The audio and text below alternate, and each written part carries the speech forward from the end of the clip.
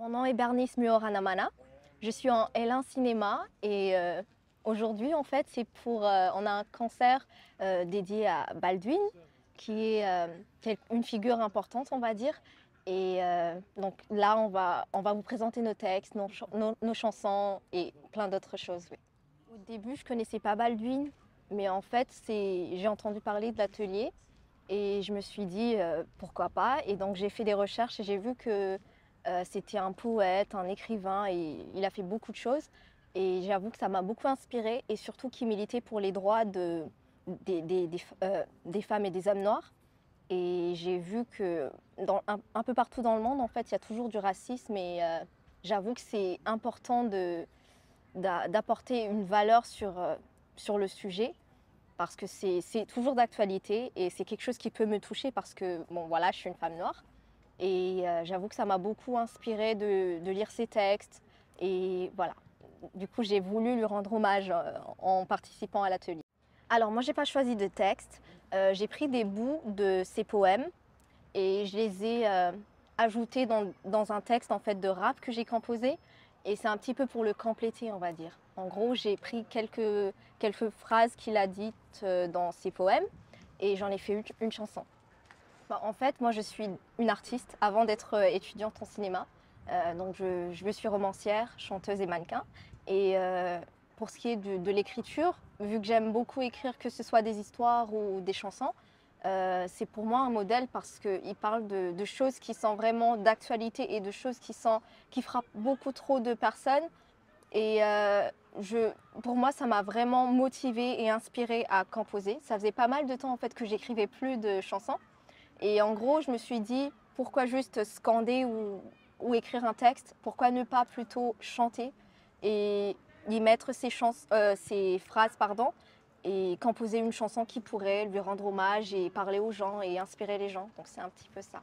En fait, il a parlé, comme je vous disais tout à l'heure, il a parlé de Noirs, de comment ils étaient traités ici en France ou en Amérique. Et en gros, c'est quelque chose qu'il a vécu lui. Et je dirais que quelque part, je l'ai un peu vécu, mais pas ici, mais bon, voilà. C'est quelque chose en fait qui me touche parce que je sais que le racisme existe, qu'il soit, on va dire entre guillemets, positif ou négatif, il est quand même là. Donc c'est un peu quelque chose qui me touche beaucoup en tant que femme noire.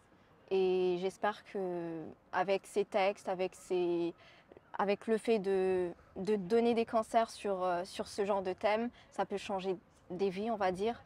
Voir qu'on n'est pas seul ou comprendre qu'on est tous humains. En gros, c'est ce que je pense en fait. Alors, quand je suis arrivée dans l'atelier, je connaissais personne, franchement. Et j'ai trouvé que tout le monde était sympa, le professeur aussi. Et très franchement, je dirais que c'est le cours favori que j'avais, que j'ai toujours d'ailleurs. Ça durait 3 heures, mais pour moi, ça passait tellement vite. Pour vous dire, je m'ennuyais vraiment pas.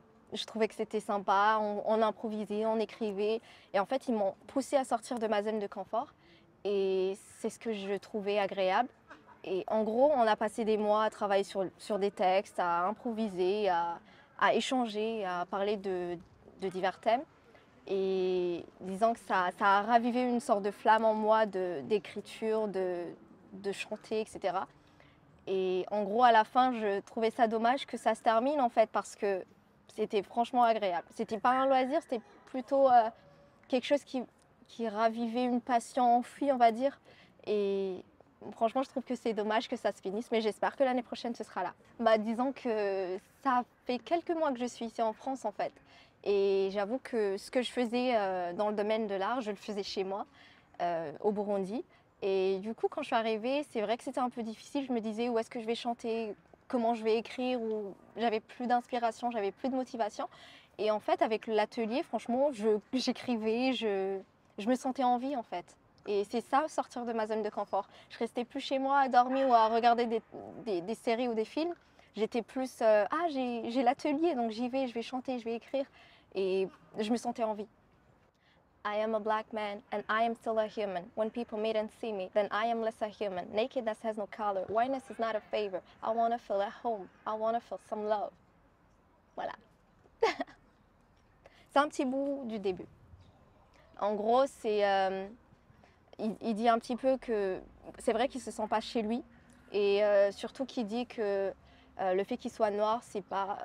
On va dire que le fait qu'une personne soit blanche, c'est pas une faveur en fait, que la nudité n'a pas de couleur. Donc c'est un petit peu ça. Et voilà, il essaie un petit peu de dire qu'il est noir et qu'il n'est pas accepté, que les gens ne le prennent pas comme un humain parce qu'il est noir.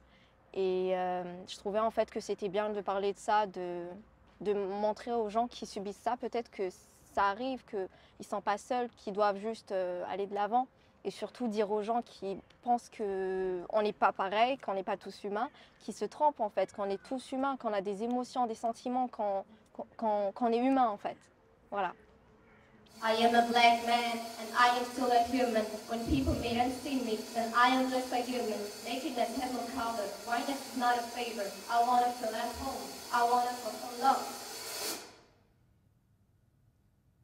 Love does not begin and end the way we seem to think it does. Love is a battle, it's a war, it's growing up, we live in suffer. We live in pain, we suffer, but you have to deal with us. You have to deal with us, yeah, you have to deal with us. Precious love, take my hand, lay me on, let me stand. Keep me crying, hear me call, take my hand, let's stop fall. I wonder what it feels like to feel really sick. It's like my whole life I was locked up in a cage. I wonder if my home is a real place. It seems like a lasting condition, maybe that's the case. We tend to think there are many races, but they forget there is only one, the human race. Hatred destroys the man who hates. Hatred obsesses the man who hates.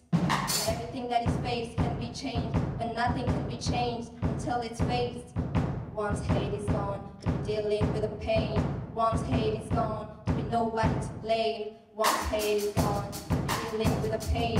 Once hate is gone, we nobody to blame. I wanna feel at home, so let me feel at home. Please let me feel at home. I wanna feel at home.